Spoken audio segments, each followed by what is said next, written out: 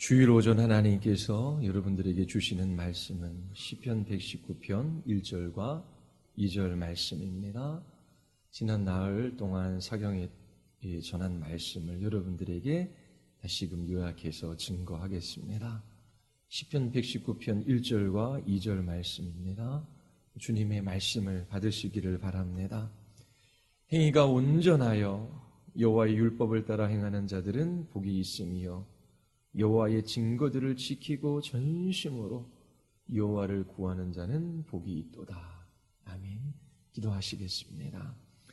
거룩하고 자비로우신 하나님, 우리 모두 하나님의 말씀 앞에 섭니다. 말씀이 선포되어지는 이 자리에 주님 찾아오셔서 주를 갈망하며 주님을 사모하며 주님 알기를 소원하는 주의 백성들을 만나주시고 주의 말씀으로 저희의 영혼들이 소성케 되었으며 저희들이 갈 바를 알아 믿음의 순종의 삶을 살아가는 하나님의 자녀들로 나타나게 하여 주시옵소서. 여기에 모여있는 모든 인생들이 참으로 복된 인생들로 나타나기를 원하나이다. 주께서 말씀으로 붙들어 주시고 성령께서 역사하여 주시옵소서. 예수 그리스도의 이름으로 기도드리옵나이다. 아멘. 한국에서 중산층이라고 할 때에 몇 가지 기준이 있다라고 합니다. 직장인들을 대상으로 해서 조사한 내용이라고 합니다. 이 중산층의 기준은 그 시대 사회 구성원이 합의한 가치 기준입니다. 행복 기준이에요. 그래서 한국 사회에서 이 정도는 돼야지 그래도 행복하게 살아갈 수 있다라고 생각하는 최소한의 기준으로 이 중산층의 삶의 조건을 이야기합니다. 들어보셨습니까? 못 들어보셨어요? 첫 번째가 30평 이상의 집을 가지고 있어야 돼요. 집 가진 사람 손 들어볼까요? 근데 빚이 있으면 안 돼요. 그 집에 대출을 끼고 있으면 안 돼요. 30평 이상의 집을 가지고 있어야 합니다. 그리고 월 급여가 500만 원 이상이어야 됩니다. 자, 세 번째가 자동차 2000cc 중형차 이상 타야 합니다.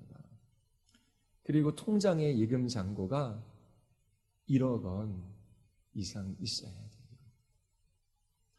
그리고 마지막으로 해외여행 1년에 한 번 이상 가야 합니다.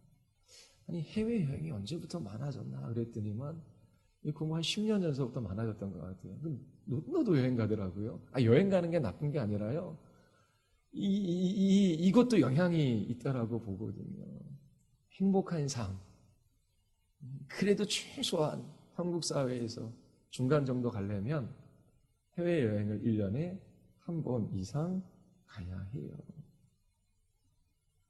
사람들은 이 기준에 맞추어 살려고 합니다.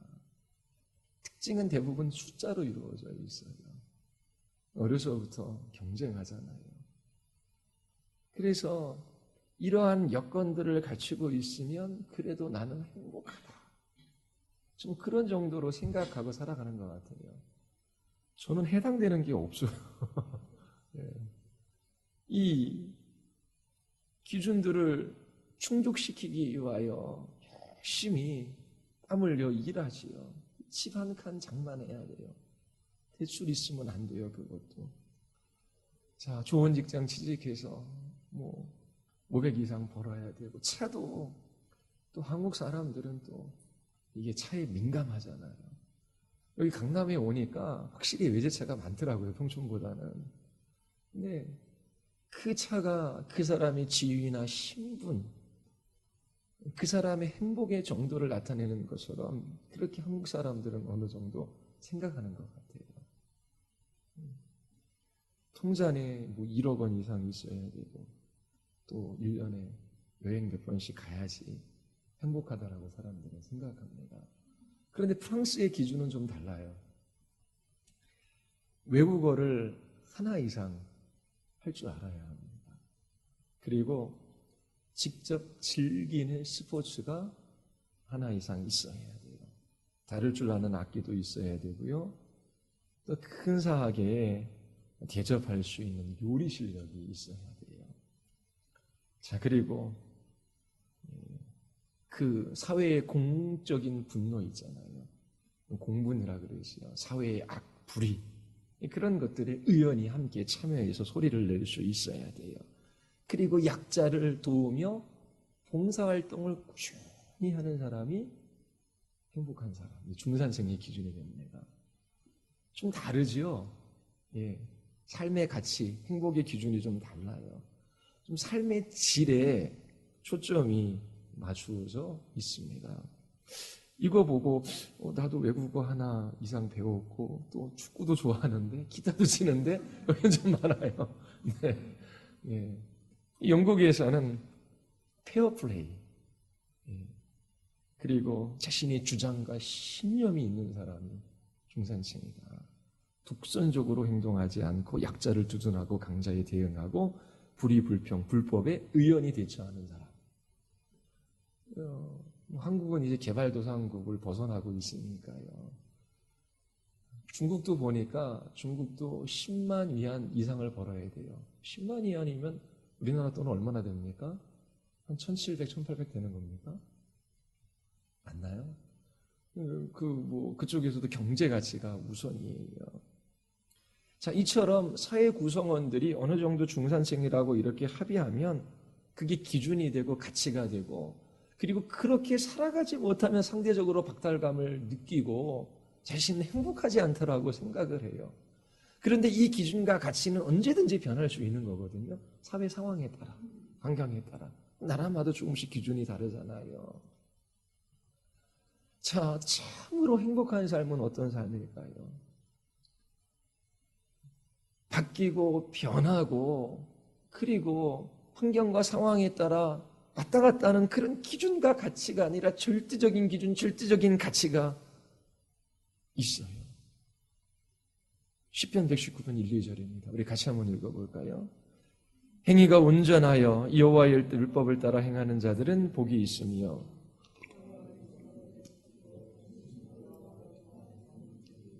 자, 누구의 말입니까? 저의 말입니까? 어떤 위대한 스승의 말입니까? 아니에요. 하나님의 말씀이에요. 시인의 마음을 감동시키셔서 주께서 주시는 말씀입니다. 이 시편 119편을 다윗의 시라고 말하는 사람이 있어요. 추정할 뿐이지요. 하나님께서 그 마음에 감동을 주셔서 기록하게 하신 이 성경, 이 객관적인 진리, 이 하나님의 말씀이 참으로 행복한 삶이 어떤 삶인지 우리에게 말해주고 있어요. 이 진리가 믿어지십니까? 아니면 여러분들의 삶을 아파트 소유하고 또 차 중형 이상 갖고 현금 소유하고 여행 가고 거기에 여러분들의 행복의 가치 기준을 두며 그렇게 살아가시겠습니까? 하나님의 말씀을 따라 살아가는 삶이 가장 행복한 삶이라고 하나님께서 우리에게 말씀하고 계셔요. 우리를 지으신 하나님께서 우리가 참으로 복되게 살아가는 길이 무엇인지를 알려주셔요. 행위가 온전하여 여호와의 율법을 따라 행하는 그들이 복 있는 사람입니다. 이 구절을 읽자마자 부담감이 밀려오셨지요. 행위가 온전해야 한다니까요. 여기서 행위가 온전하다라고 하는 것은 사람이 걷는 길을 의미해요. 행위는 길이라고 하는 의미를 가지고 있습니다. 온전함은 행위의 문제가 아니라 방향의 문제예요. 길의 문제예요. 자, 나는 한국에서 중산층이라고 사람들이 생각하는 이것을 길로 삼고 기준으로 삼고 가치로 삼고 행복의 조건으로 삼아 나는 이 길로 걸어가겠다. 방향이 결정되어진 거예요. 그런데 행위가 온전하다라고 하는 것은 이 세상 사람들이 말하는 그 삶의 기준, 행복의 기준, 그 삶의 조건이 우리에게 참된 행복을 가져다 주는 것이 아니라 이 여호와의 말씀을 따라 살아가는 것이 참으로 행복하구나. 그러면서 그 말씀을 따라 길이 정해진 거예요. 그 길로 나아가는 사람이 참으로 행복한 사람입니다. 그러면서 이 자리에서 여호와의 증거들을 지키고 전심으로 여호와를 구하는 자들이 복된 사람들이라고 말하고 있어요. 여호와의 말씀을 따라 살아가기로 삶의 길이 정해져 있어요. 얼마나 행복한 사람입니까? 유치원 다닐 때도, 초등학교 때도, 중학교, 고등학교, 대학교 때도, 장년이 돼서도, 나이가 들어서도, 그리고 움직일 수 없는 그 노년의 때, 병들어 있는 그때에도 분명한 삶의 기준이 있고 목표가 있어요. 세상에 따라, 환경에 따라, 상황에 따라 흔들리는 기준과 가치가 아니에요. 나는 주의 자녀, 주의 백성으로 주의 말씀을 따라 살아가도록 부름받은 사람입니다. 그리고 주의 길로 행해요. 그런데 우리는 그 길로 나아갈 수 있는 사람들이 아니잖아요. 연약하고 게으르고 나태하고 무지하고 우리 안에 죄악된 본성이 있어요. 하나님과 하나님의 말씀을 사랑하기보다 이 땅에 있는 것들을 더 좋아해요. 나도 아파트 한 채, 나도 현금 1억 이상, 나도 이렇게 돈 많이 벌고 또 여행 다니고 싶어. 이것에 마음이 쉽게 끌리고 또 유혹되어져요. 또 이것들이 없으면 내 인생은 불행하는 것처럼 생각되어지는 그때가 있어요. 그래서 여호와를 구하는 것입니다. 하나님, 분명히 이 세상의 가치나 사람들의 말하는 행복의 기준을 따라 살아가는 것이 복된 것이 아님을 알게 해주셨어요. 여호와의 말씀을 따라 살아가는 이 길이 참된 행복임을 주께서 깨달아 알게 하셨는데 주의 말씀을 지키기를 원하는 마음은 있지만 하나님, 제가 이 길에서 벗어나 살아갑니다. 전심으로 주를 찾으며 주의 도우심을 구해요. 주여, 이 말씀을 따라 살아갈 수 있는 힘을 허락하여 주시옵소서. 주여, 인도하여 주시옵소서. 그렇게 기도할 수 있는 근거가 있어요. 이유가 있어요. 4절에 보면 주께서 명령하사 주의 법도를 잘 지키게 하셨나이다. 주께서 법도를 지키라 명령하셨어요. 왜요? 그 주의 말씀을 따라 살아가는 것이 복이기 때문에 그렇습니다. 시인은 주님의 법도를 지키라라고 하는 이 명령에 기도로 응답해요. 왜냐하면 지키게 하시는 분도 하나님이시기 때문에 그래요. 주님께서 주님의 법도를 명령하신 그것을 신실히 지키도록 하려 함입니다. 이렇게 해석할 수 있어요. 4절을요. 번역할 수 있습니다. 주님께서 원하시는 것을 명령하시고 그 명령하시는 것을 우리에게 선물로 주신다라고 하는 말씀이에요. 주께서 우리에게 의를 요구하셔요. 우리는 의롭지 않아요. 우리의 행위로 우리는 의롭게 될 수가 없어요. 죄인이잖아요. 우리에게 요구하시는 그 의를 하나님께서 우리에게 주셔요. 바로 복음에 나타난 하나님의 의지요. 우리에게 믿음을 요구하셔요. 그런데 하나님께서 그 믿음을 우리에게 선물로 주셔요. 우리에게 순종을 요구하셔요.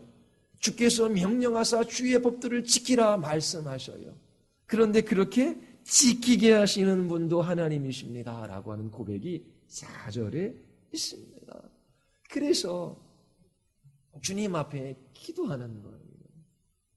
간구하는 것입니다. 이 말씀을 따라 살아갈 수 있도록.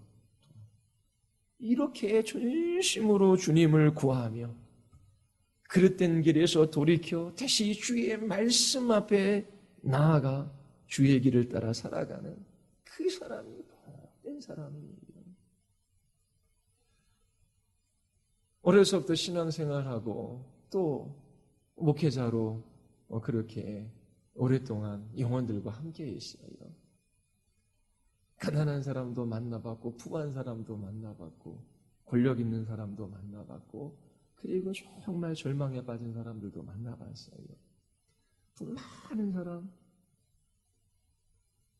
그 사람이 정말 행복할까? 이 기준에 부합되는 사람들도 많이 만나봤어요. 근데 정말 이 주의 말씀을 따라 이 길을 걸어가는 성도들을 만날 때에 저에게 위로가 되고 힘이 되고 저도 함께 기뻐할 수 있어요. 그런데 주의 말씀을 떠나갑니다.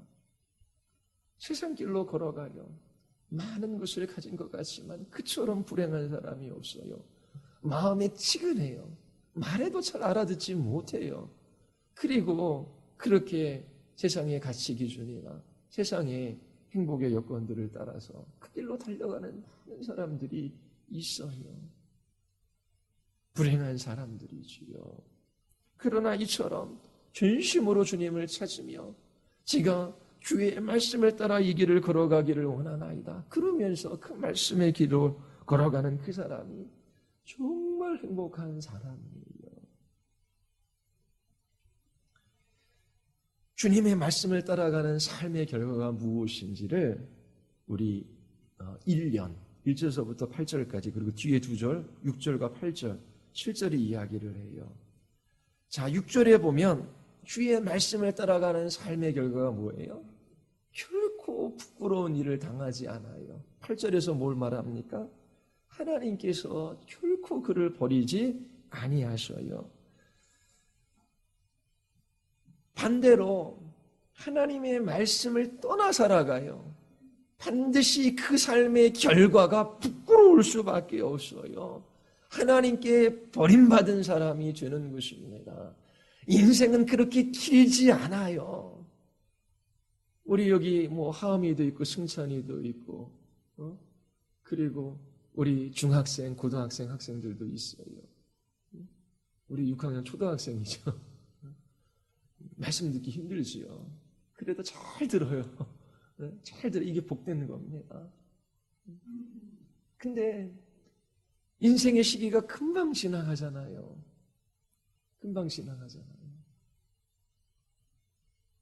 그 삶의 결과가 부끄럽게 되고 하나님께 버림받아가는 그 일이 있고 결코 부끄러움을 당하지 아니하고 하나님께 버림받지 않은 그 삶의 결과들이 주어지는 두 갈래 길이 있어요. 어느 길을 택하시겠습니까? 말씀을 따라 살아가지 않는 사람들은 버림받을 각오를 해야 돼요. 오직 두 가지 길밖에 없는 거예요. 주님의 말씀을 따라 살아가는 길과 버림받는 길 두 길밖에 없어요. 주님의 말씀을 따라 살아가는 사람들은 7절에서 말하는 것처럼 감사가 넘치는 삶을 살아가게 됩니다. 하나님 앞에 기쁨으로 나아가 주시는 복을 누리게 되는 것이지요. 이미 환경, 상황, 그 사람의 처지 상관없이 주를 전심으로 찾으며 주의 말씀 앞에 서고 그 말씀을 따라 순종하며 살아가기를 원하고 그렇게 걸어가는 그 사람이 너무나 아름답고 너무나 복되고 너무나 영광스러운 사람입니다. 하나님께서 여러분들을 창조하신 그 인간 본연의 삶, 예수 그리스도 닮은 그 영광스럽고 아름다운 사람, 그 사람으로 우리를 빚어가시려고 그래요.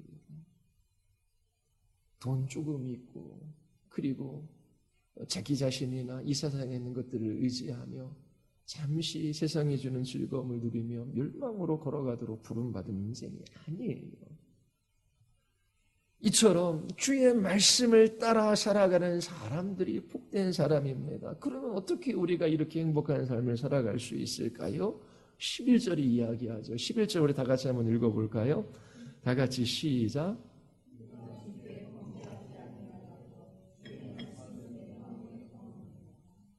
여기서 주의 말씀은 이 시인에게는 모세오경과 선지서예요.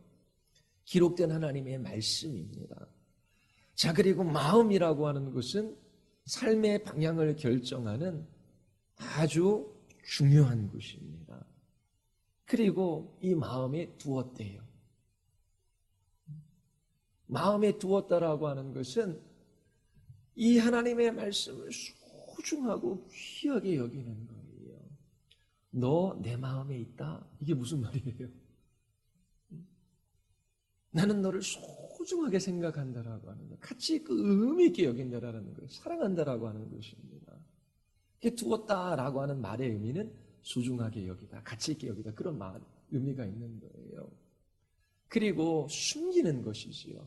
숨기다라는 의미도 있어요. 왜요? 마음 깊은 곳에 이 말씀을 두지 않으면 쉽게 빼앗기기 때문에. 그래서 우리가 참으로 행복한 삶, 그 삶을 살아가는 방식은 우리의 마음에 주의 말씀, 기록된 성경 말씀을 두어야 하는 거예요. 그것을 소중하게 생각하고 그것을 사랑하고 가치 있게 여겨야 하는 것이지요. 자, 그러면 어떻게 우리가 그 말씀을 우리의 마음 안에 둘 수 있을까요?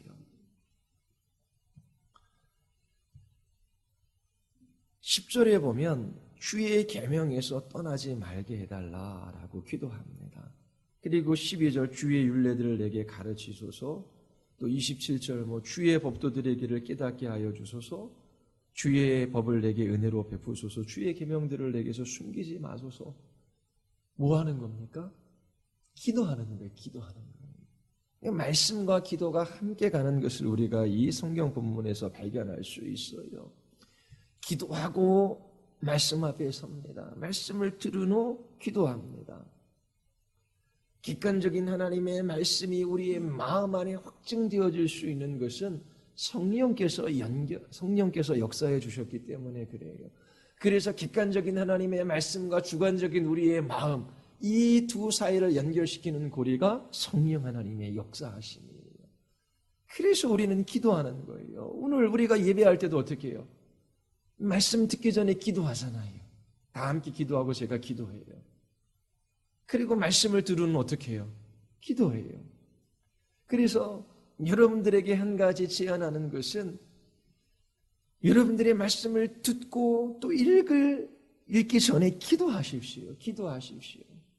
그리고 말씀을 들은 후, 읽은 후, 그 말씀을 여러분들의 기도 제목으로 삼으셔서 기도해야 돼요.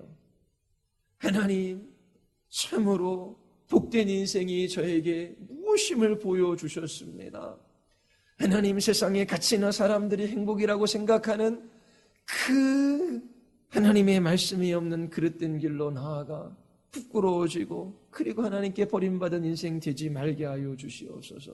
주의 말씀을 떠나지 말게 하시고 주의 말씀을 가르쳐 주시고 깨닫게 하시고 은혜로 주의 말씀을 베풀어 주시옵소서. 제가 주의 말씀을 따라 살아가기를 원하나이다. 이 시인처럼 주의 말씀을 사랑하고 소중히 여기고 저의 마음 깊은 곳에 두기를 원하나이다. 주여 역사하여 주셔서 이 읽고 듣고 보는 말씀들을 제 마음에 허락하여 주시옵소서. 그렇게 기도해야 하는 것입니다. 말씀을 들으면 18절 핵심 구절이죠. 우리 같이 한번 읽어볼까요? 다 같이 시작.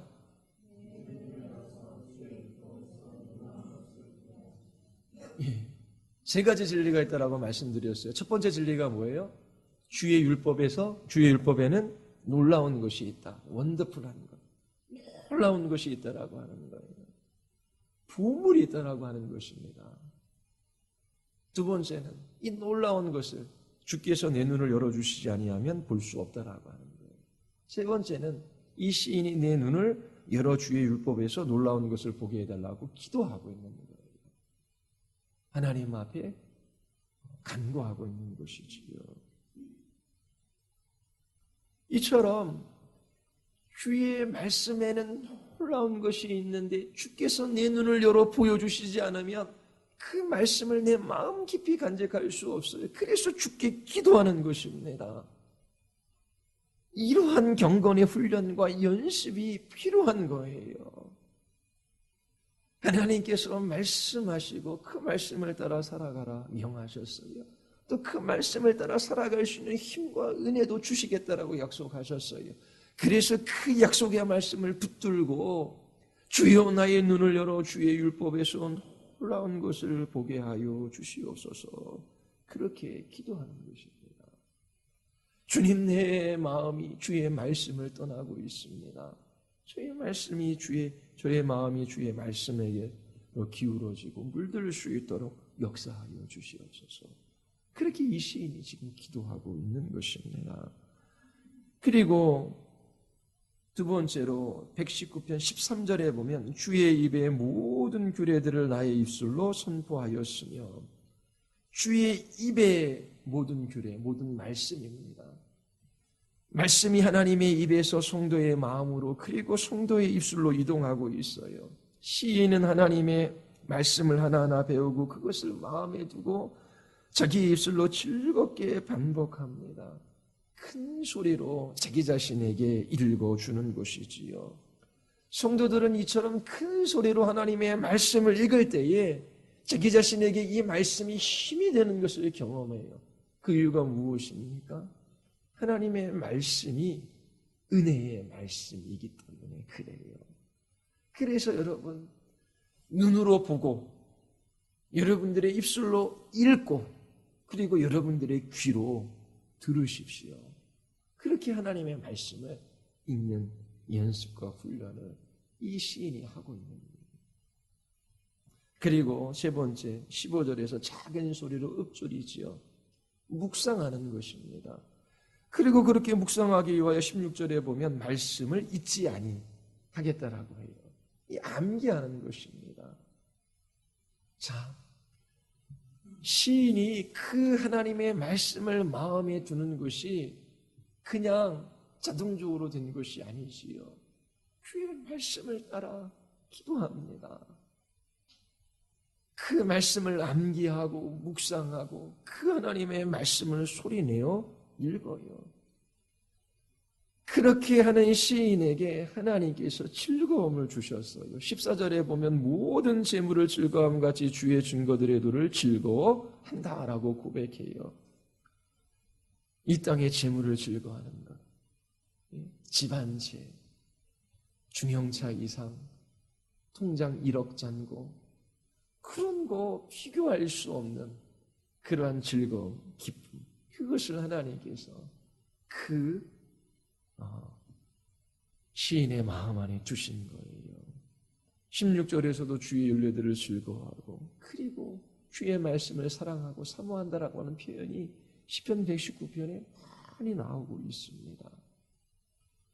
이처럼 여러분들도 이 행복한 삶을 위하여 그 말씀을 마음에 두어야 되잖아요. 그 말씀을 따라 기도하고 그리고 암기하고 읊조리고 큰 소리로 읽어 나가십시오.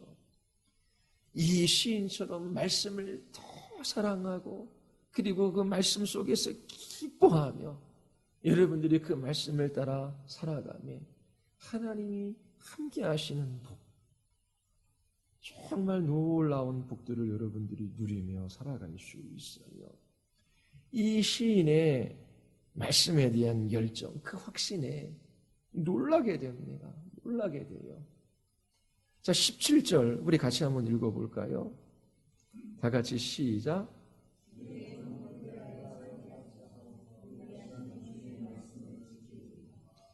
예, 이 후대하다라는 것 사경회 때 설명해 드렸어요. 이건 생명에 대한 구원과 관련되어져 있어요. 자, 후대하여 살게 하소서. 자, 그럼 후대하다라고 하는 것은 생명을 구원하는 것과 관련된 단어예요. 하나님 나를 살게 해 주소서 기원이죠. 그리 하시면 이거는 뭐 조건으로 그렇게 해석하는데 원래 이 조건이라기보다 이 기원이 두 개가 연결되어지는 것입니다. 주님 저를 후대해 주시옵소서. 그러면 저는 살 수 있습니다. 그리고 하나님 저는 주님의 말씀을 지키겠습니다. 이 사람이 자신의 생명과 말씀이 함께 연결되어져 있음을 고백하는 거예요. 자신의 생명이 하나님의 말씀을 지키기 위하여 있다라고 하는 거예요. 여러분들의 생명이 무엇을 위하여 있다고요? 하나님께서 생명 주신 목적이 무엇이라고요? 하나님의 말씀을 따라 살아가는 이 복된 길을 걸어가라고 주셨다라고 하는 거예요. 오늘날 일반적인 신자들의 기도와 다르지요. 자신들의 생활과 관련하여 어려운 문제만을 가지고 하나님께 가지고 나와 기도해요. 그 문제의 해결을 받으면 더 이상 기도하지 않아요. 물론 여러분들의 모든 문제를 가지고 하나님 앞에 나아가 기도해야 돼요. 그런데 신자들은 단지 초월적인 힘을 빌어 지금 이 땅에서 내가 원하는 것들을 소유하는 것이 목적이 아니에요. 그게 신앙이 아니에요. 그저께인가 봉은사 앞을 지나가는데 수능 기도 써붙였더라고요. 그래서 수능 잘 보고 원하는 대학교 합격하고 잘 되는 그 기도회를 연대요. 그러면 크게 현수막도 붙이고 많이 써붙였어요. 자, 열심히 부모들이 가서 시주도 하고 또 빌 거 아니에요. 우리 자녀 수능입니다. 원하는 대학교 가게 해주세요. 그렇게 교회 나와서도 기도할 수 있고 그렇게 기도하는 게 문제가 아니라 그것 자체가 목적이라고 하는 겁니다. 그래서 좋은 대학교 들어가야지 좋은 직장에 취직하고 그 월급 500만 원 이상 받을 거 아니에요. 그리고 대학교 들어가면 끝. 그게 일반적인 종교적인 삶을 살아가는 사람들의 모습이에요. 그런데 이 시인은 고난 가운데서도 혼란 가운데서도 자신을 살게 해달라고 살게 해주시면 주의 말씀을 지키겠다라고 하는데 이게 말씀과 생명이 함께 가는 거예요. 시인은 자신의 삶의 유일한 목적이 하나님의 말씀대로 살아가는 것임을 지금 분명하게 알고 고백하고 있는 것입니다. 이런 의미에서 살려달라고 하는 거예요. 주님 저에게 이런 것들을 들어주시면 제가 이렇게 주님께 드리겠습니다. 그런 소원기도 그런 것들이 아니에요. 자신의 생명과 이 말씀이 함께 감을 이 시인이 고백해요. 그래서 20절에 보면 그런 20절 같이 한번 읽어볼까요? 다 같이 시작. 항상 사모함으로 내 마음이 사모한다. 어떤 여인을 열렬히 사모해요. 너무나 보고 싶어요. 너무나 만나고 싶어요. 함께 시간을 보내고 싶어요. 그 사모함이 너무 커서 어떻게 해요? 마음이 상합니다. 이 하나님의 말씀에 대한 열정, 이 하나님의 말씀에 대한 확신, 확고함, 이게 이만큼 강한 거예요. 시인은 나그네의 삶을 살아가요. 고난과 시련이 있어요. 교만한 자들로부터 비방과 멸시를 받아요. 그런데 그 고난한 삶, 시련과 역경, 그리고 사람들의 비방과 멸시, 그런 것들이 마음을 상하게 하는 것이 아니에요. 하나님의 말씀에 대한 이 열정이 이 시인의 마음을 상하게 하고 있어요. 어려운 삶을 살아가는 이 시인, 그래서 3년과 사연을 보면 시인이 어려운 상황들을 우리에게 알려주고 있거든요.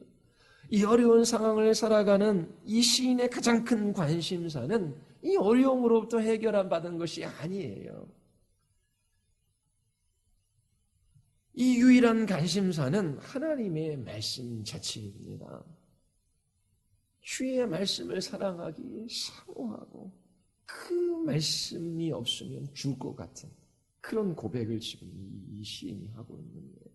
그만큼 이 하나님의 말씀이 시인에게 절대적이에요. 이 말씀을 그만큼 사랑하고 이 말씀을 가운데 거하기를 원하고 있는 것이지요. 그리고 21절에 보면 교만하여 저주를 받으며 주의 계명들에서 떠나는 자들을 주께서 꾸짖으셨나이다. 누가 저주받은 자입니까? 교만한 자들이죠. 교만한 자가 누구입니까? 주의 계명을 떠나는 자들이에요. 하나님의 말씀이 그 마음의 중심에 있어서 그 하나님의 말씀을 따라 살아가는 것이 아니라 자기가 중심이 돼요. 그리고 높은 지위에 올라서요. 고관이 되었어요. 그래서 없는 사람들을 멸시하고 비방해요. 자기 자신이 높은 자리에 있기 때문에 자기가 저주받은 사람이라는 것을 잘 이해하지를 못해요. 그런데 분명히 하나님께서 말씀하셔요. 하나님의 말씀을 떠난 자, 천인은 말씀을 들었어요. 그 말씀 앞에 손자도 있어요. 그런데 그 말씀을 무시하며 자기의 뜻대로 살아가는 그 교만한 인생이 저주를 받은 사람이라고 이야기해요. 누가 저주받은 사람입니까? 병든 사람, 사업에 실패한 사람, 몸이 불구가 사람, 가난한 사람들이 저주받은 사람들이 아니에요. 하나님께서 목적하신 바가 있어서 때로 우리에게 질병 가운데 또 가난 가운데 어려운 가운데 주실 수 있어요. 그러나 나는 불안하지 않아요. 염려하지 않아요. 두려워하지 않아요. 그 아들을 아끼지 아니하고 십자가에 내어주신 하나님께서 나의 하나님, 나의 아버지이시기 때문에 이 모든 고난을 통해서도 하나님께서 나를 믿으시고 나를 거룩하게 하시고 또 나에게 유익이 되게 하실 것이 너무나 분명해요. 지금 나에게 문제가 되는 것은 주의 말씀을 떠나가는 거예요. 주께서 나에게 말씀해 주시지 않는 거예요. 내가 세상의 지혜나 세상 사람들의 삶의 방식을 따라 주의 길을 떠나는 것이 나에게 큰 위험이고 저주받을 일이지 나머지는 문제가 안 돼요. 시인은 이처럼 하나님의 말씀을 떠나 교만한 그들이 저주받은 사람이라고 말하고 있어요. 그 말씀에 대한 확신, 확고함이 이 신자의 마음 안에 있는 것입니다. 그리고 이 시인의 삶을 보십시오. 시인은 나그네예요. 그리고 그 영혼이 진토에 붙어 있어요. 25절이죠. 28절에 보면 영혼이 눌림으로 말미암아 녹아요. 이러한 죽음의 위기, 살 소망이 끊어진 그러한 삶의 상황 속에서 이 시인은 다른 것을 의지하지 않아요. 끝까지 주님의 말씀에 의지합니다. 주의 말씀대로 나를 살아나게 하소서. 말씀대로. 주의 언약의 말씀이 있습니다. 약속의 말씀이 있습니다. 그 말씀을 따라 기도하는 것이지요. 그리고 그 말씀이 나를 살게 합니다. 이 하나님의 언약의 말씀이 근거가 되어 기도하고 그리고 이 말씀이 내 영혼을 수송케 한다라고 하는 것을 이 영혼이 알아요. 그래서 언약의 말씀을 따라 기도할 뿐만 아니라 그 말씀이 자기 자신에게 힘이 되는 것을 경험하는 것입니다. 네 영혼이 눌리지요. 이 눈물이 눈에서 주룩주룩 흘러요. 영혼이 빠져나가는 것 같은 슬픔이 있어요. 그러나 그때에도 주의 말씀으로 나를 채워달라고 이 시인이 기도합니다. 그리고 19절에서 나는 땅에서 나그네가 되었사오니 주의 계명들을 내게서 숨기지 마소서. 고아와 가부와 나그네는 구약에서 가장 처지가 딱하고 어려운 사람들이라고 말씀을 드렸어요. 이 세상이 그리스도인들에게 딱 맞는 옷이 될 수가 없어요. 불편한 여인 속에서 하룻밤 자는 것 같다라고 말씀을 드렸어요. 뭘 먹든지 뭘 마시든지 어느 그 좋은 호텔에서 자든지 여행을 가든지 즐겁고 설레고 좋게 하는 것이 있지만 그게 우리는 그런 것들을 위해서 지음받은 사람이 아니에요. 주시면 즐기고 누릴 수 있어요. 그 안에서 하나님 기뻐하며 감사할 수 있어요. 그런데 그 무엇도 우리에게 딱 맞는 것이 아니에요. 인간의 영혼 안에 영혼을 사모하는 마음을 주셨어요. 하나님의 형상과 모양대로 지어주셨어요. 모든 인생은 나그네예요. 나그네. 유행가 가사에서도 나그네라고 이야기하잖아요. 일반적인 사람들도 이해해요. 지나간다. 나그네다. 나그네 된 사람에게 가장 중요한 게 뭐예요? 가던 길 멈추고 거기다 집 짓는 겁니까? 아니잖아요. 나그네에게 가장 중요한 것은 길이에요. 길. 내가 어느 길을 들어서느냐에 따라 방황하고 아니면 짐승들을 만나 찢겨 죽을 수도 있고 낭떠러지에 떨어질 수도 있는 거예요. 길이 중요한 거예요. 나그네에게는. 그래서 주의 계명들을 내게 숨기지 마소서. 하나님, 내 인생이 곤고하고 하나님 고달픕니다. 이 세상은 하나님 우리의 본향이 아닙니다. 천성을 향하여 하나님 걸어가는 이 길에서 주님이 이 주신 이 길에서 벗어나지 않도록 주의 계명들을 내게 숨기지 말아 주시옵소서.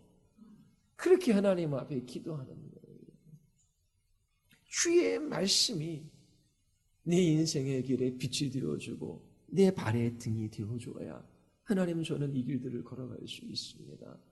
인생길인데 목표가 있어요. 주의 말씀으로 이 삶의 목표가 정해지는 것입니다. 매일매일 한 걸음 한 걸음 주의 말씀을 등으로 삼고 걸어가는 거예요. 5년 후, 10년 후, 20년 후 우리가 어떤 모습으로 이 세상에 있을지 몰라요. 내일 우리의 생명을 거둬가실 수도 있어요. 그러나 우리가 우리의 길의 종족지는 어딘지는 보여요. 그 목표, 목적지를 정해놨어요. 보이시죠? 안 보여요? 보이잖아요. 하나님의 나라. 그 나라가 반드시 이루어져요. 그 주님의 말씀의 빛으로 예수님께서 주님의 나라를 이 땅에 오게 하셨구나. 주님 다시 오시는 날 그 나라가 완성되어지는구나. 역사의 시작이 있고 끝이 있구나. 나에게도 탄생이 있으면 개인적인 종말이 있구나. 그 목표 지점은 주의 품에 안기는 거예요. 주의 나라에 들어가는 거예요. 주님의 나라가 완성되어지는 거예요. 주의 말씀으로 주의 빛으로 그 내 길을 비춰주는 인생의 목표가 목적이 정해진 거예요. 주의 나라. 그리고 어떻게 해요? 일주일 후 10년 후는 모르지만 오늘 내일 하나님께 주신 말씀의 빛으로 등을 삼고 한 걸음 한 걸음 걸어가는 거예요. 이 시인이 고달픈 나그네의 길에 주의 계명들 내게 숨기지 마소서. 나에게 가장 중요한 것은 집 짓는 것이 아니라 주의 말씀입니다. 이런 고백을 통해 이 시인이 그 모든 고난에서 이기고 있는 겁니다. 23절에서도 고관들이 비방하잖아요. 비방할 때 뭐예요? 주의 율례들을 작은 소리로 읊조려요. 고관은 지위 있는 사람은 권력 있는 사람들이잖아요. 조롱과 멸시 속에서 이 시인은 주의 말씀을 작은 소리로 읊조리고 있어요. 묵상한다라고 하는 것이지요. 시인은 자기 자신이 종이며 나그네예요. 그리고 때로는 그의 영혼이 진토에 붙은 것처럼 살 소망이 끊어지고 눈에서 눈물이 주룩주룩 흘려 영혼이 눌려요. 영혼이 빠져나가는 듯한 그러한 절체절명의 위기 가운데 있어요. 그리고 고관들은 비방해요. 그때에 이 시인은 작은 소리로 주의 말씀을 읊조려요. 세상은 이 시인을 삼키려고 하지만 시인은 조용히 하나님의 말씀을 구하며 기도합니다. 위쪽으로 보면 비방과 멸시가 읊조리는 작은 소리를 삼켜버리는 것 같아요. 그러나 사실은 반대예요. 하나님께서 이 나그네 된 자, 이 종된 자의 기도를 들으시고 응답해 주시기 때문이지요. 119편 24절 우리 마지막으로 읽어보겠습니다. 다 같이. 주의 증거들은 나의 즐거움이요 나의 충고자니이다. 시인은 비방과 멸시를 받지만 주의 증거들이 나의 즐거움이요 나의 충고자, 나의 조언자 모사라고 고백해요. 이 세상에서 낙심하고 있어요. 그러나 시인은 모든 주어진 상황을 극복할 수 있는 힘을 하나님의 말씀으로부터 얻어요. 그 말씀 속에서 기뻐합니다. 그 말씀이 시인을 복된 길로 인도해요. 말씀으로 인한 시인은 승리의 노래를 부릅니다. 주의 말씀이 시인에게 뭐가 돼요? 충고자, 조언자, 모사가 되는 거예요. 자, 모사를 둔 사람은 누구입니까? 조언자를 두고 살아가는 사람은 누구예요? 왕이에요, 왕. 왕의 이미지입니다. 왕은 주위에 조언자를 둬요. 이러한 표현은 이 세상에서 진정한 왕이 누구인지를 말하고 있어요. 세상에서 비방받고 멸시를 받아 버림받은 것 같지만 주님의 종인 자신이 이 세상에 왕으로 살아가고 있음을 나타내고 있는 거예요. 예수님도 비방과 멸시를 받았어요. 조롱받으셨어요. 그러나 세상의 왕은, 진정한 왕은 누구였습니까? 예수님을 십자가에 못 박은 헤롯도 아니요 필라도도 아니에요. 예수님이 진정한 왕이셔요. 이처럼 이 시인은 그 고난 중, 그 시련 중 주의 말씀을 따라 기도하고 그 말씀의 붙들림을 받아 다시 일어납니다. 그 말씀이 시인에게 즐거움이 되어 그 말씀이 시인에게 주원자가 되어 그래서 넉넉히 주님이 주시는 그 길들을 한 걸음 한 걸음 걸어가고 있습니다. 자, 이 시인은 우리보다 적은 성경을 가지고 있어요. 모세오경과 선지서 몇 권을 가지고 있지요. 그러나 그 누구보다 하나님의 말씀을 사랑하고 기뻐해요. 여러분들은 이 시인과 비교할 수 없는 풍성한 기록된 하나님의 말씀을 소유하고 있어요. 신약 성경도 가지고 있잖아요. 이 시편을 통해 하나님의 말씀을 사랑하고 그 말씀 안에서 즐거워하는 법을 배울 수 있어야 합니다. 그리고 정말 어떠한 고난과 시련 속에서도 어떠한 상황 속에서도 주의 말씀에 의지하여 그 말씀에 붙들려 그 말씀에 붙어 있어 세상을 이기는 삶을 살아갈 수 있어야 합니다. 그리스도인들은 누구나 다 경험하는 거예요. 그리고 주님이 주신 그 말씀은, 그 생명은 주의 말씀을 따라 살아가기 위함이다. 이 생명 주심에 대한 바른 인식, 이러한 생각들을 하나님께서 여러분들의 마음 안에 심겨주시기를 바랍니다. 하나님의 말씀을 가까이 하는 이 일에 있어 뒤로 물러나지 마십시오. 부모된 여러분, 자녀들에게 십계명, 주기도문, 사도신경 가르칠 수 있겠습니까? 그 의미가 무엇인지를 알고 내가 믿는 바가 무엇이며 내가 어떻게 행해야 하고 나의 비전, 나의 소망, 나의 꿈이 무엇인지를 자녀들에게 이야기해 줄 수 있겠습니까? 부지런히 배우고 주의 말씀 앞에 서서 기도하며 이 말씀을 여러분들의 마음 안에 두셔서 복된 길을 걸어가게 하시는 이 하나님의 은혜가 필요해요. 이거 외에 더 중요한 것이 없어요. 직장에 열심히 다녀야지요. 목매지 마십시오. 기도하십시오. 그것도 주의 백성으로, 주의 거룩한 자녀로 살아가도록 주께서 허락하신 장소예요. 장사를 하던, 사업을 하던, 직장을 다니던, 뭘 하던 상관없이 우리는 동일한 목표와 동일한 삶의 방향을 가지고 이 길을 걸어갑니다. 여러분이 영적으로 안전한지 그렇지 않은지 시험해 볼 수 있는 잣대가 있어요. 악을 행하는 자는 빛을 미워합니다. 이게 무슨 말이에요? 여러분들이 지금 악을 행하고 있는지 아닌지 비추어 볼 수 있는 기준이 있다라고 하는 것입니다. 그게 뭐예요? 빛을 미워하는 거예요. 악한 자가. 다른 말로 하면 하나님의 말씀을 가까이 하지 않는 거예요. 하나님의 말씀을 가까이 하지 않은 자는 악한 자이고 추주받은 자이고 하나님을 떠난 교만한 자들입니다. 그 마지막은 부끄러운 일을 당하고 하나님께 버림받은 일밖에 없는 거예요. 진리를 따르는 자들, 그들이 빛으로 나아가는 것이지요. 하나님의 말씀은 여러분들의 영혼을 소성케 해요. 여러분들을 지혜롭게 해요. 하늘의 힘을 공급해 주십니다. 자유함과 담대함을 주고 이 땅에서 가장 복된 길로 나아가게 해요. 여러분, 이 말씀을 무시하며 살아가지 마십시오. 여러분들에게 선포된 이 말씀을 짓눌리거나 내버리지 마십시오.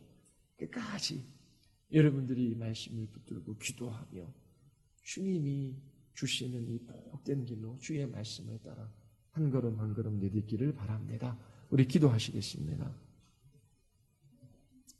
기도할 때에 하나님, 우리가 버림받은 자인지 악한 자인지 아닌지 하나님 말씀하여 주셨습니다. 그 말씀을 가까이 하지 아니하는 모든 사람은 버림받은 자들이며 그 마지막에 하나님 부끄러운 일을 당할 수밖에 없을 것입니다. 하나님, 딱딱히 굳은 마음 깨트려 주시고 돌이키게 하여 주시옵소서. 하나님, 이 진리의 말씀을 따라 복된 길로 나아가게 하여 주시옵소서. 한 주간 주의 말씀을 가까이 하며 살아가기를 원하나이다. 부지런히 주의 말씀 앞에 서기를 원하나이다. 주여 도와주시옵소서. 우리 주님 앞에 같이 기도합시다.